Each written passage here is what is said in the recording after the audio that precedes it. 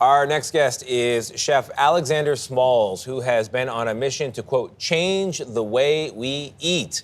Smalls is an acclaimed restaurateur and the winner of the coveted James Beard Award for recipes inspired by his childhood in South Carolina. A lot of good eating there. His new children's book is fantastic, and it's titled When Alexander Graced the Table.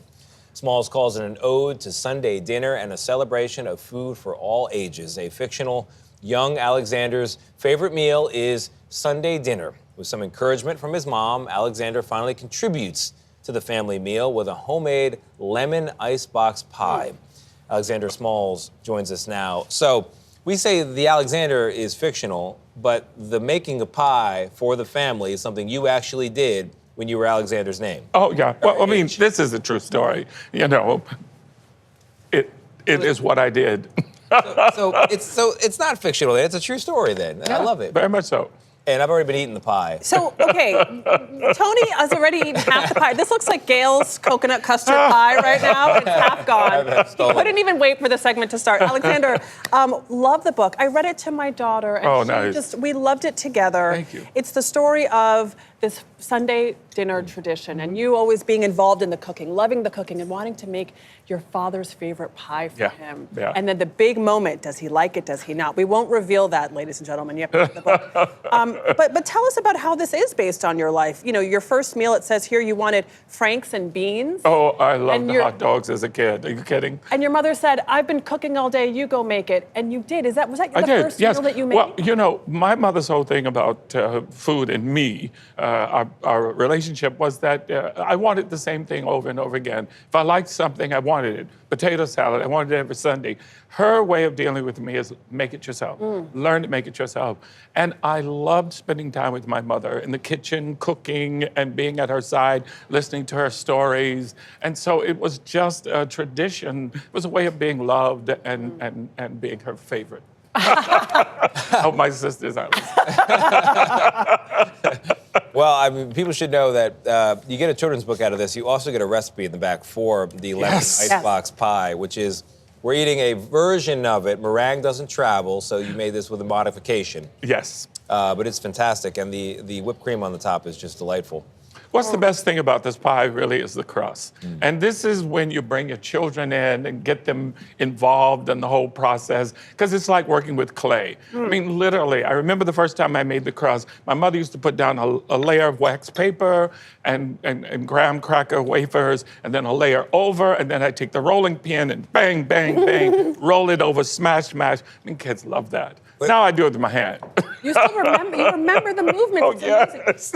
It also captures really a tradition that I don't know is really alive as much anymore, that Sunday family dinner. Everyone is involved in the cooking. You talk about learning from your mother, the courage to cook yourself. Your grandfather, patience to let, the fruits and vegetables grow in your garden. Is this a tradition that's being lost? Oh, without question. I mean, well, first of all, people don't live with any land, but also people don't live with extended families the way that we used to. When I grew up, my yard was like a pyramid. At each corner, my grandfather and grandmother, my parents, and then my Uncle Joseph. And in the middle of that was a huge garden that we all worked in the garden and spent lots of time there. So we understood where our food came from, and we also understood that what kept the family together was food preparation and meals that we shared. So speaking of you can ask the meals, question. Okay. So apparently you throw some pretty epic dinner parties. Eater says you throw some of the city's most mythologized dinner parties, positioning you as the grandfather of New York's Black culture. Oh my. Yes, right? So, chef and opera singer, we didn't even get to that, but we don't have time for the fact that you're a Tony and Grammy Award winner. Chef, what makes a good dinner party? Well, people don't host anymore. You have to understand what your responsibility is to your guests. What you're hosting, you have to be in every part of their experience. First and foremost, they come to you and they say, here I am. They bring their bottle of wine or whatever. Everybody brings me bourbon, because that's a bourbon household. And, they are there for an experience, and that's my opportunity. I opened my first restaurant because somebody else A, needed to pay for dinner, but 2, I wanted to take my living room public.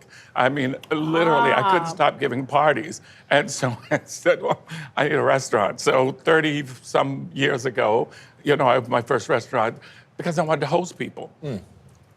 And that's the key. You have to have really great food and lots of it. You can't run out of anything. And you have to be engaged with your guests and make sure they are engaged with each other. I love that. I love chefs. You can see, chefs have the best personalities, I know, the best they really stories, do. and they bring the pie is gone. That is in one segment. That's We're looking forward to attending your next dinner party, Chef. You just let us know. I'm not going to lick the plate on camera, but I will in the commercial. Alexander Smalls, thank you very much. So the book is When Alexander Graced the Table. It is a true story, ladies and gentlemen. It's available today.